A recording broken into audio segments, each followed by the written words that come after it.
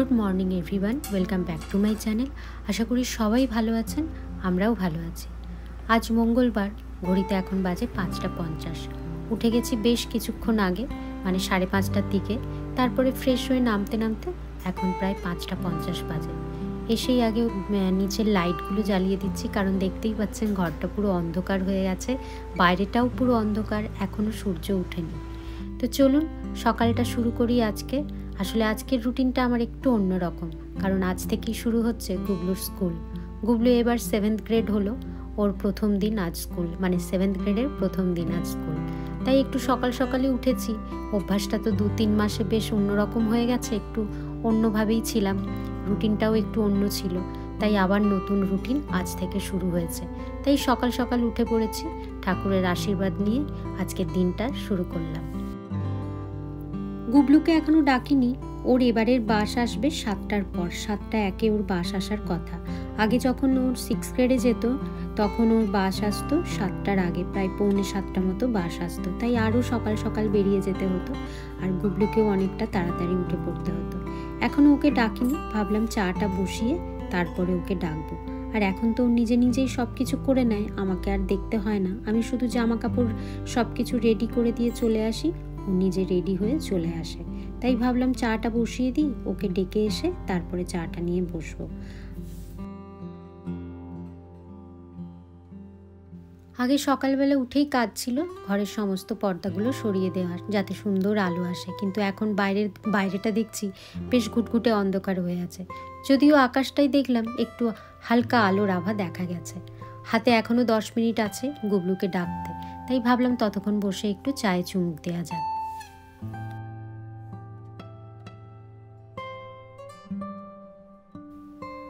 গুবলু উঠে পড়েছে, ও রেডি হচ্ছে, ততক্ষণ আমি ওর এখানে ব্রেকফাস্টটাও রেডি করছি।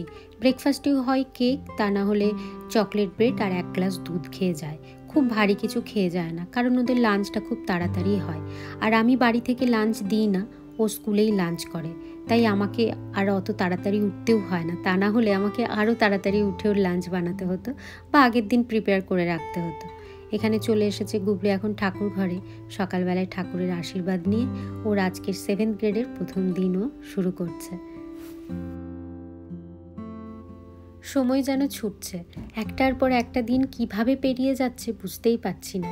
এইটুকু বাচ্চাটা হঠাৎ কবে এত বড় হয়ে গেল, মাঝে মাঝে খুব অবাক লাগে। 3 মাস গ্রীষ্মের ছুটির পর আজ প্রথম ও স্কুলে যাচ্ছে, মানে আজ থেকেই ওদের স্কুল খুলছে। পুরো 3 মাস ছুটি কাটানোর পর যখন প্রথম দিনটা স্কুলে যায়, তখন ওরও মনটা খারাপ লাগে আর আমারও মনটা বেশ খারাপ হয়ে যায়।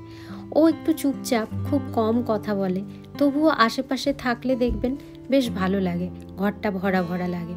কিন্তু হঠাৎ করে যখন আবার এরকম স্কুল শুরু হয়ে যায়, প্রথম দিনটা তো ভীষণ মনটা খারাপ লাগে। তারপরে আবার আস্তে আস্তে ঠিক হয়ে যায়। যদিও গোলক থাকে বাড়িতে, কিন্তু ও তোর কাজে ব্যস্ত, আমি আমার কাজে। আর এখানের একটা নিয়ম আছে স্কুলে, এখানে প্রতি বছর যে ওরা একই বন্ধুরা ক্লাসে থাকবে তা কিন্তু নয়, ওরা সাফেল করতে থাকে প্রত্যেক বছর। তাই এই বছর কারা থাকবে, কোন বন্ধু পাবে, সেটা নিয়ে আমারও একটু টেনশন হয়। ওর তো মন খারাপ হয়ই, পুরনো বন্ধুরা থাকে না, সবাই আবার নতুন বন্ধু, আবার নতুন করে বন্ধুত্ব করতে হয়, সেই জন্য ওর একটু মন খারাপই থাকে। আর আমিও পুরো দিনটাই খুব টেনশনে কাটাই।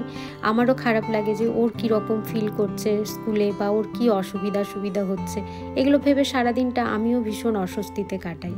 যতক্ষণ না স্কুল থেকে আসছে, ওর হাসি মুখটা দেখছি, সব ঠিক আছে, ততক্ষণ কিছুতেই ভালো লাগে না। চলুন, সময় হয়ে গেছে, গুবলুকে এখন বাস স্টপে যাচ্ছি ছাড়তে। আজকে প্রথম দিন বলে আজকে যাচ্ছি, যতদিন না খুব ঠান্ডা পড়ছে ততদিন আর যাবো না, ও একাই চলে যাবে। আজকে প্রথম দিন, আজকে বাস স্টপটাও অন্য, তাই ভাবলাম সাথে যাই, গিয়ে দেখে আসি আমিও। আগের ওর বাস স্টপেজটা ছিল ঠিক এই জায়গাটায়, রাস্তাটা পেরোলেই ওই সাইডটায়, ওখানটাতেই দাঁড়িয়ে থাকতো। কিন্তু এবারে বাসটা আরেকটু দূরে আসবে, মানে এইটা একটা মোড়, এর পরের মোড়টাতে বাসটা আসবে। কিন্তু যখন শীতকাল হয় তখন এতটা হেঁটে আসা না সত্যি খুব কষ্টকর হয় অতটা ঠান্ডাতে। তাই আমরা স্কুলে রিকোয়েস্ট করেছি ওর বাস স্টপটা যদি আগে যেখানে ছিল সেখানে দেওয়া যায় তাহলে খুব ভালো হয়, কারণ শীতকালে এইটুকু এক্সট্রা হেঁটে আসাটাও না খুবই কষ্টকর হয়ে যায়। এক দিন এত বেশি স্নো থাকে, আমার তো গাড়ি নিয়ে আসতেই ভয় লাগে, কিন্তু উপায় থাকে না। যাই হোক, চলুন, ওর স্কুল বাস এসে গেছে।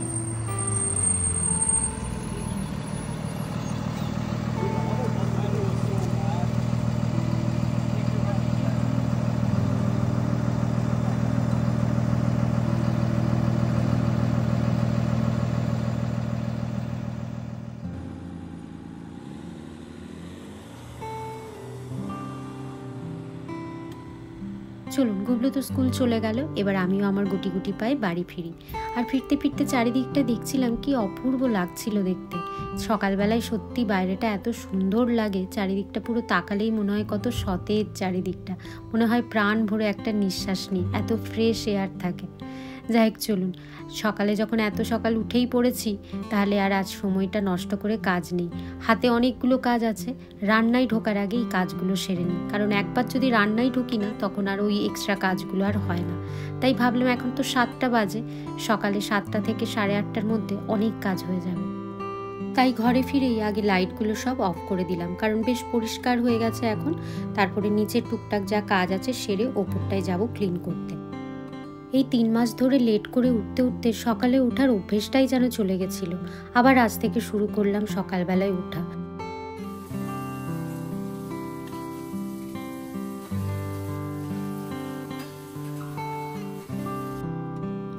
চলুন, নিচের যা যা কাজ ছিল সেগুলো করে চলে এসেছি ওপরে, কারণ উপরে এখন আমার অনেকটা সময় লাগবে। তো তাই ভাবলাম যা যা কাজ ছিল সেগুলো সেরে একেবারে চলে আসি। এসেই আগে গুবলুর বেডটা ঠিক করে নিলাম। এরপরে লফটে সারা দিনও কাটায়, তাই লফটাও বেশ নোংরা হয়, ওখানটাও একটু ভালো করে ক্লিন করে নিয়ে আজকে গুবলুর ঘরটা পরিষ্কার করব, মানে যে ঘরটায় গুবলু পড়ে। প্রত্যেক 6 মাস ছাড়া ছাড়া আমি গুবলুর ওয়ার্ড্রবটা পরিষ্কার করি বলতে ওর যে পুরনো জামা কাপড় থাকে যেগুলো ছোট হয়ে যায় সেগুলোকে সব আলাদা করে ডোনেট করে দিই, কারণ শুধু শুধু ওগুলো তো রেখে কাজ নেই।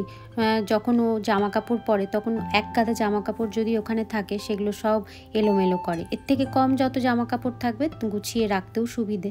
তাই ছোট জামা কাপড়গুলো এখান থেকে বেছে আজকে ভাবছি আলাদা করে রাখবো।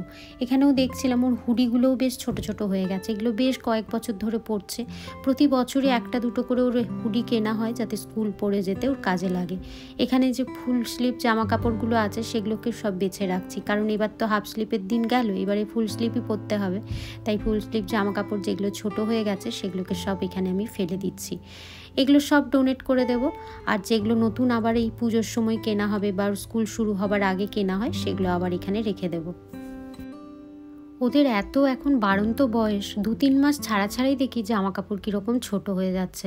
তাই বয়সের তুলনায় একটু বড়ই কিনতে হয়, যেগুলো আবার বড় কিনি সেগুলো কীরকম আবার ঢলঢল করে। তবে এখানকার বাচ্চারা দেখেছি একটু ওভারসাইজ জামা কাপড় পরতেই যেন বেশি ভালোবাসে, হুডিও কিনবে সব ওভারসাইজ। গুবলু এবার 13 হবে, তবে ওর এখন জামা কাপড় লাগে 14 to 16, বা আবার কোথাও কোথাও কোনো জামাগুলো আবার 16 to 18 ইয়ার্সও লাগে। মানে এতটাই লম্বা হয়েছে কিন্তু গায়ে ফিট হয় না, সেগুলো কীরকম ঢলঢল করতে থাকে। কিন্তু উপায় নেই, যদি আবার ওর সাইজেই একদম কিনি তাহলে সেগুলো আবার লেন্থে ছোট হয়ে যাবে। যাই হোক, চলুন, যা যা জামা কাপড় সব বাছার সেগুলো বেছে এক জায়গায় রেখে দিয়েছি ডোনেট করব বলে, আর যেগুলো ওর রাখবো এখানে সেগুলো সব গুছিয়ে ফোল্ড করে এখানে র্যাকের ওপর গুছিয়ে রেখে দিচ্ছি। সব শীতের পরার, যেগুলো ঘরে পরার, হাফ স্লিভ, এমনকি যেগুলো খেলার সুইমিংয়ের আছে সব আলাদা আলাদা করে রাখছি যাতে ওর খুঁজে নিতে সুবিধে হয়। আজকাল আবার দেখছি একটু সাজুগুজুর দিকে মনও হয়েছে। মেয়েরা যেমন এই সময় মায়ের জিনিসপত্র নিয়ে টানাটানি করে, একটু আয়নায় বেশিক্ষণ সময় কাটায় আয়না দেখে, সেরকম ছেলেদেরও এরাও কিন্তু এদের থেকে ব্যতিক্রম নয়। ঘন্টার পর ঘন্টা দেখবো চুল সেট করছে, চুলটা ঠিক আছে কি না, তারপরে স্কুল যাবার আগে কোন জামাটা পরে যাবে সেটা দেখবে, সেটা ঠিকঠাক আছে লাগছে কি না আমাকে একবার জিজ্ঞাসা করে নেবে। এই সবই কিন্তু আস্তে আস্তে ওদের মধ্যে আসছে, মানে এবার বোঝা যাচ্ছে ওরা টিনেজে প্রবেশ করছে। মাঝে মাঝে যখন গুবলুকে বলি, গুবলু তোর কিন্তু মোস্তাজ দেখা যাচ্ছে, তখনও খুব খুশি হয়ে যায়, বলে আসছে, দেখা যাচ্ছে। মানে বুঝতে পারি যে আস্তে আস্তে ওর মধ্যে সেই চেঞ্জটা আসছে, যে বড় বড় হাবভাব। এত সক্স হয়ে গেছে, সক্সও দেখছি অনেক ছোট হয়ে গেছে, সেগুলোকেও সব সরিয়ে দিলাম। আর এগুলো হচ্ছে সব ওর যে সকার খেলে তার জন্য, তো সেগুলো সেট আছে, সেগুলোকেও এক জায়গায় রেখে দিলাম, কারণ এক জায়গায় সব থাকলে না খুঁজে নিতে সুবিধা হয়, দেখবেন। যাই হোক, চলুন, গোছানো হয়ে গেছে, এখন বেশ পরিষ্কার হয়ে গেছে। আর জামা কাপড় আগে যে পাহাড় হয়েছিল সেগুলোও অনেকটা কমেছে। কম থাকলে খুঁজে নিতেও সত্যি সুবিধা হয়, আর যেগুলো দরকার হয় না শুধু শুধু রেখেও তো কাজ নেই। আজকে যে জামা কাপড়গুলো বেছে রেখেছি সেগুলো এরকম একটা প্লাস্টিকে ঢুকিয়ে রাখছি। একদিন যাব, এখানে গুডউইল বলে একটা দোকান আছে, আগেও আপনাদের সাথে শেয়ার করেছি, সেখানে গিয়ে আমরা সব কিছু ডোনেট করে দিই। তবে ভালো জামা কাপড়গুলো হয়তো ওরা রেখে দেয়, আর খারাপগুলো কি করে সেগুলোর আমার কোনো আইডিয়া এখনও নেই। যাই হোক, সেখানেই দিয়ে আসবো। আর কিছু কিছু জামা কাপড় আমি দেশেও নিয়ে যাই, সেখানেও অনেক গরিব বাচ্চারা থাকে, তাদেরকে দিয়ে দিই, পরে বাঁচে মানুষ। আর বাড়িতেও যে মায়ের হেল্পিং হ্যান্ড থাকে তাদেরকেও খানিক দিয়ে আসি, তাদেরও অনেক কাজে লাগে। শুধু গুবলুর জামা কাপড় না, গোলকের আমাদের সবারই জামা কাপড় মাঝে মাঝে দেশে নিয়ে যাই, সেখানেও দিয়ে আসি। আর এখানে চলে এসেছি, এখন কিছু কমফোর্টার বের করানো ছিল, সেগুলোকে সব ঠিকঠাক আবার ঢুকিয়ে জায়গা মতো রেখে দেবো। এই সপ্তাহে আমার বন্ধুরা এসেছিল, প্রায় 13-14 জন আমার বাড়িতে ছিল। আমরা সবাই একসাথেই রাত্রে ছিলাম, তো সেই জন্য সব বেডে সম্ভব হয় না, কিছু নিচেও বিছানা করতে হয়, তাই তার জন্য এতগুলো কমফোর্টার বের করেছিলাম। আর এখানে দেখবেন, যেহেতু ওপরটা কার্পেট, তাই একটা কমফোর্টার লাগিয়ে আরামসে শোয়া যায়। সবাই ঢালাও বিছানা করে বন্ধুরা মিলে শুয়েছিলাম, বেশ মজা হয়েছিল। তো সেগুলোই এখন সব গুছিয়ে রাখছি। কমফোর্টারের সাথে আলাদা ব্যাগ দেয়, তবে সেই ব্যাগগুলো না খুব তাড়াতাড়ি নষ্ট হয়ে যায়, তাই অ্যামাজন থেকে এই বড় বড় কমফোর্টার রাখার ব্যাগগুলো আনিয়েছি। সত্যি এত কনভিনিয়েন্ট না, কি বলবো, ভীষণ সুবিধা হয়। শুধু কমফোর্টার কেন, যে কোনো ছোট ছোট জিনিসও আপনি এর মধ্যে আরামসে রাখতে পারেন, এমনকি জামা কাপড়ও খুব ভালোভাবে রাখা যায়। তবে এই দুটো আমি মেনলি নিয়েছিলাম বড় দেখে কমফোর্টার রাখার জন্য। সত্যি খুব হেল্পফুল হয় এটা, এই দুটো ব্যাগে।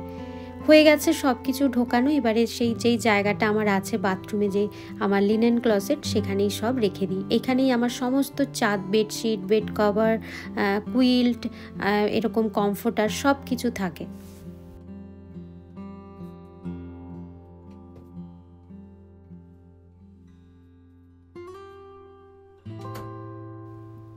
চলে এসেছি ওয়াকিং ক্লোজেটে। এখানে এসে আমার কিছু শাড়ি টাড়ি রাখা ছিল, যেগুলো আমি কিছুদিন আগে একটা অনুষ্ঠানে পরেছিলাম, একজনের বাড়িতে নেমন্তন্ন ছিল, সেখানেই গেছিলাম শাড়ি পরে। তো সেটাই এসে হাওয়াতে খানিকক্ষণ মেলে রেখেছিলাম, ভাবলাম আজকে সব ফোল্ড করে রাখি। আর কিছু আয়রন করেও রাখা আছে, সেগুলোকেও জায়গা মতো রেখে দিই। অনেক দিন ধরেই আয়রন করে পড়েছিল। তারপরে বন্ধুরা যে এসেছিল শুক্রবার, সেদিন সবাই একসাথে শুয়েছিলাম, সব ব্ল্যাঙ্কেট সব কিছু বের করেছিলাম, কমফোর্টার, তো সেগুলোও পড়েছিল, সব রেখে দিয়েছিলাম আজকের দিনের জন্য, যে আজকে থেকে নতুন দিন শুরু হবে, আজকে অনেকটা সময় পাবো, আজকেই সেই সব কাজগুলো করে নেব। তো সকাল থেকে সেই সবই দেখছেন, লেগে পড়েছি। একদিকে গুবলুর ওয়ার্ড্রপ গোছানো, তারপরেও চলে এসেছি আমাদের ওয়ার্ড্রপটাকে গুছিয়ে রাখতে। একটার পর একটা জামা ভেঙে পড়তে পড়তে অনেকগুলো বাইরে সব চলে আসে, আবার নতুন করে সেগুলোকে কেচে আয়রন করে আবার জায়গা মতো রাখা। আমাদের ঘরের সব থেকে বেশি জিনিস কোথায় থাকে বলুন তো? এক হচ্ছে কিচেনের জিনিস, আর দুই হচ্ছে এই পরার জামা কাপড়। এত বেশি হয়ে যায় মাঝে মাঝে আর কন্ট্রোল করতে পারি না। এই কাচা আর গোছানো এই চলতে থাকে। মাঝে মাঝে সত্যি একটা হেল্পিং হ্যান্ডের খুব অভাব বোধ করি, মনে হয় একটা সত্যি পাশে কেউ থাকলে হেল্প করার খুব ভালো হতো। একসাথে এতগুলো কাজ সারার পর তারপরে না রান্নাঘরে যেতেই ইচ্ছা করে না, তখন এত টায়ার্ড হয়ে যায়, মনে হয় এই রান্নাটাই যদি আরেকজন কেউ করে দিতে পারতো তাহলে সত্যিই খুব ভালো হতো। এইসব কাজ করতে করতে অনেক সকালে উঠেছি, তো খিদেও পেয়ে যায়, পেটটা বেশ ফাঁকা হয়ে যায়, পেটের মনে হয় ছুঁচোতে ডন দিচ্ছে, কিন্তু উপায় নেই, এই কাজগুলো সেরে গিয়ে আবার তো সেই আমাকেই ব্রেকফাস্ট বানাতে হবে। এই সব করতে করতেই অনেকটা টাইম চলে যায়।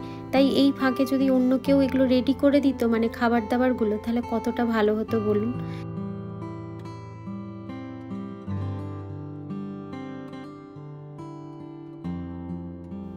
ওয়ার্ড্রপগুলো গোছানো হয়ে গেছে, চলে এসেছি এখন লফটটা ভাবলাম একটুখানি ভ্যাকিউম করব। তো ভ্যাকিউম করার আগে এখানে যে সেন্টার টেবিলটা আছে সেটাকেও একটু ভালোভাবে ক্লিন করে নিই, মাঝে মাঝে সোফাগুলোকেও একটু ঝেড়ে দিই, যেই নোংরাগুলো থাকে সেগুলো পড়ে যায়, ভ্যাকিউম করলে সেগুলো সব পরিষ্কার হয়ে যায়। তাই চলে এসেছি এখানে, এবারে ভ্যাকিউম করে তারপরে নিচে যাব। এই সেন্টার টেবিলটা কাঁচের, তো আগেও বলেছি ভীষণ নোংরা হয়, 1-2 দিন ছাড়া ছাড়াই যদি পরিষ্কার না করি হাতের এত ছোপ পড়ে যায়। তাছাড়া একটু কিছু রাখলে তারও পুরো নোংরাটা এখানে চলে আসে, নোংরা হয়ে যায় ইউজ করতে করতে।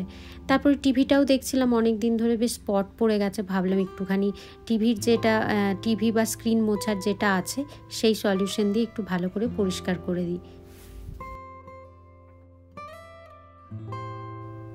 সবই পরিষ্কার করা হয়, কিন্তু জানালার এই সামনে যেহেতু এতগুলো পর্দা আছে সেগুলো সরিয়ে জানালার সামনেটা আর মোছা হয় না। দেখি ওখানটাও বেশ ধুলো পড়ে গেছে। তাই যখন ডাস্টিং করছি তখন ভাবলাম এগুলোকেও একটু ডাস্টিং করি। বিশেষ করে জানেন এই চ্যানেলগুলো, মানে জানালার যে চ্যানেলগুলো হয় সেগুলোতে খুব নোংরা হয়, সেগুলোকেও একটু সময় করে পরিষ্কার করে নিতে হয়। যাই হোক, চলুন, আমার ডাস্টিং তো হয়ে গেছে, এবার বাকি আছে ভ্যাকিউম করা। ভ্যাকিউমটা করলেই আজকের মতো ওপরের কাজ শেষ। ভ্যাকিউম অন্তত সপ্তাহে একদিন করি, তবে এই কিছুদিন একটু ব্যস্ত থাকায় সেটাও করা হয়নি। বেশ 2-3 সপ্তাহ গ্যাপ পড়ে গেছে, আর চোখে দেখা যাচ্ছিল না এত নোংরা। খিদে পেয়ে গেছে, তার সত্ত্বেও ভাবলাম না, যখন ওপরে এসেছি ভ্যাকিউমটা করেই যাই। তাই এখানে ঝটপট ভ্যাকিউমটা করে নিলাম। চলে এসেছি এখন নিচে, এবারে ঢুকবো রান্নাঘরে। রান্নাঘরে যাওয়ার আগে ভাবলাম এখানে যে এরিকা পামটা ছিল সেটা থেকে আমার খুব পোকা হচ্ছিল, মানে কেন্ন হচ্ছিল, যেগুলোকে মিলিপেট বলে। সেটা এত বেশি হচ্ছিল, গোটা ঘরে ছড়িয়ে যাচ্ছিল। তাই এর থেকে মাটি ছাড়িয়ে পুরো পরিষ্কার করে আবার নতুন মাটি দিয়ে এটাকে লাগিয়েছি। এতটাই জলে ভিজিয়ে দিয়েছিলাম মাটিটা, তাই ভাবলাম একটু রোদে রাখি, যদি মাটিটা তাড়াতাড়ি শুকিয়ে যায়। কারণ খুব বেশি ভেজা থাকলেও আবার ভালো না, তাই এটাকে একটু বাইরে রেখে দিলাম।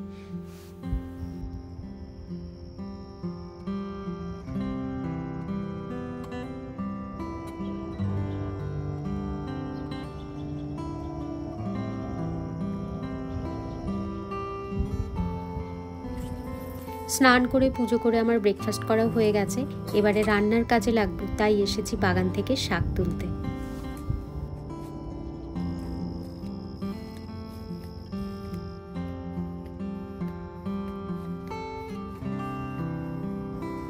একদিন তো লাল শাক দেখিয়েছি, লাল শাক রান্না করেছিলাম। লাল শাকগুলো বড় হয়ে গেছিলো, আবার কিছু যেগুলো আছে সেগুলো বড় হচ্ছে। ততক্ষণে দেখছি এখানে আমার যে কলমি শাকগুলো লাগিয়েছি দেখুন কত বড় বড় হয়ে গেছে। ভাবলাম এক প্রস্ত তুলে খেয়ে নিই, আবার তো ওখান থেকে বাড়বে। তাই এখানে ডগার থেকে একটুখানি ডগাগুলো তুলে নিচ্ছি। বেশ বড় বড় হয়ে গেছে দেখুন, আর কচি কচিও আছে। এগুলো হাতে করেই সুন্দর বেশ মোটকে মোটকে ছেঁড়া যাচ্ছে, মানে আর কাঁচি দিয়ে কাটতে হচ্ছে না। ভাগ্যি সেখানটা বেড়া দেওয়া হয়েছিল, তা না হলে খরগোশে এসে সব খেয়ে যেত, আমাদের আর খেতে হতো না।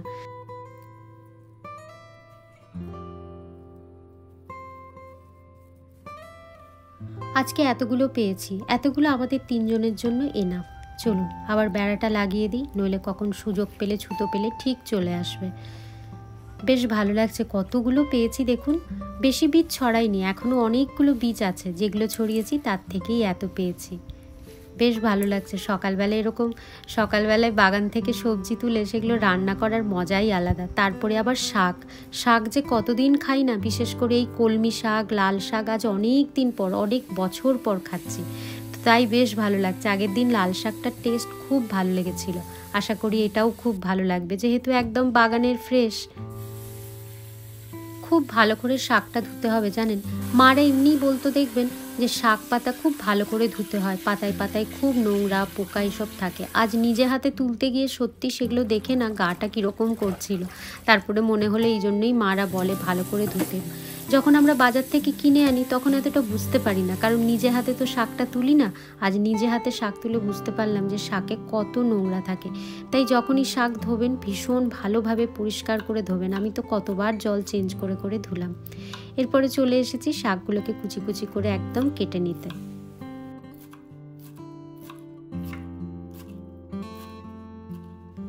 একজন বন্ধু আমাকে কমেন্ট করেছিলেন যে লাল শাকটা রসুন দিয়ে রান্না করতে। নিশ্চয়ই করবে, পরের বার আপনার কথা শুনে রসুন দিয়েই করব, খেয়ে দেখব কীরকম লাগে। তবে আমরা কলমি শাক ম্যাক্সিমাম টাইম রসুন দিয়েই খেয়ে এসেছি, তাই ভাবলাম আজকের কলমি শাকটাও আমি রসুন দিয়েই করি। আমার মনে হয় কলমি শাকটা রসুন দিয়েই বেশি ভালো লাগে। তাই এখানে সর্ষের তেলে 5 ফোড়ন, শুকনো লঙ্কা ফোড়নে দিয়ে বেশ অনেকটা রসুন থেতো করে এর মধ্যে দিলাম, বেটে দিইনি, কিন্তু একটু থেতো করে দিলে বেশি ভালো লাগে। রসুনটাকে হালকা করে ভেজে নিতে হবে যাতে র গন্ধটা চলে যায়। তারপরে যে কেটে রেখেছিলাম শাকগুলো সেগুলোকে অ্যাড করে দিলাম। শাকগুলো অ্যাড করে দেওয়ার পর এর মধ্যে সাথে সাথে নুন দিয়ে দেবো, তাহলে জল ছেড়ে দেবে। নুনটা দিয়ে এটাকে একটু নাড়াচাড়া করেই ঢাকা দিয়ে দেবো। এটা হতে থাকবে, ততক্ষণ হাতে আরও কিছু কাজ আছে সেগুলো টুকটাক করে সারতে থাকবো। তবে আজকে এই শাক ভাজা ছাড়া সেরকম আর রান্না করার কিছু আমার নেই, কারণ ফ্রিজে অনেক কিছুই রাখা আছে, সাথে একটু শাক ভাজাটা করে নিলাম ব্যাস। আর একটু দেখুন হলুদও দিলাম, শাকে তো এমনিই বলে হলুদ বেশি দেওয়া যায় না, তাই অল্প করে একটু হলুদ দিলাম। বেশ 5 মিনিট এটা ভাজা হবার পর ঢাকা খুলে দেখলাম সুন্দর সেদ্ধ হয়ে গেছে, জলটাও মরে গেছে, মানে শুকিয়ে গেছে। আর দেখুন একদম সুন্দর রেডি হয়ে গেছে। আর কি সুন্দর যে একটা গন্ধ আসছে, আপনাদের কি বলবো। আজ বোধহয় এক থালা ভাত আমার এই শাক ভাজা দিয়েই পেরিয়ে যাবে। রান্না হয়ে গেছে, কিন্তু এখন আমার কাজ শেষ হয়নি। এখন একটু কাজ বাকি আছে। কাজ বলতে এই যে গ্যারেজ থেকে কিচেনে ঢোকার যে রাস্তাটা, সেই রাস্তাটা দেখছিলাম খুব নোংরা হয়েছে। আর দেওয়ালে দেওয়ালে কোনায় কোনায় একটু ঝুলও হয়েছে, তাই একটুখানি ঝাঁটা দিয়ে ঝুলগুলো ভালো করে ঝেড়ে নিলাম। দেওয়ালেও বেশ ধুলো ধুলো জমেছে মনে হলো, তাই একটু ঝেড়ে নিলাম। এখানে যে ম্যাটটা রাখা ছিল সেটাকেও বাইরে রেখে এসেছি, কারণ সেটাকেও ভালো করে ঝাড়তে হবে। একটু রোদে দিয়েছি, তাহলে ধুলোগুলো তাড়াতাড়ি বেশ ঝাড়া যায়। আর এখানে নোংরাটা পরিষ্কার করে এখানে ফ্লোরটা ভালোভাবে একটু মপও করে নিলাম। যাই হোক, চলুন আজ সারাদিন মানে সকাল থেকে শুরু করে যা যা কাজ করলাম সব কিছু আপনাদের সাথে শেয়ার করলাম, মানে আমার পুরো মর্নিং রুটিন আপনাদের সাথে শেয়ার করলাম। আপনাদের কেমন লাগলো অবশ্যই আমাকে কমেন্ট করে জানাবেন। তাহলে চলুন ব্লগটা আজকে এখানেই শেষ করি। সবাই খুব খুব ভালো থাকবেন, সুস্থ থাকবেন। দেখা হবে আবার একটা পরের ব্লগে। ব্লগটা ভালো লাগলে অবশ্যই একটা লাইক করে দেবেন। আজকের মতো বাই বাই।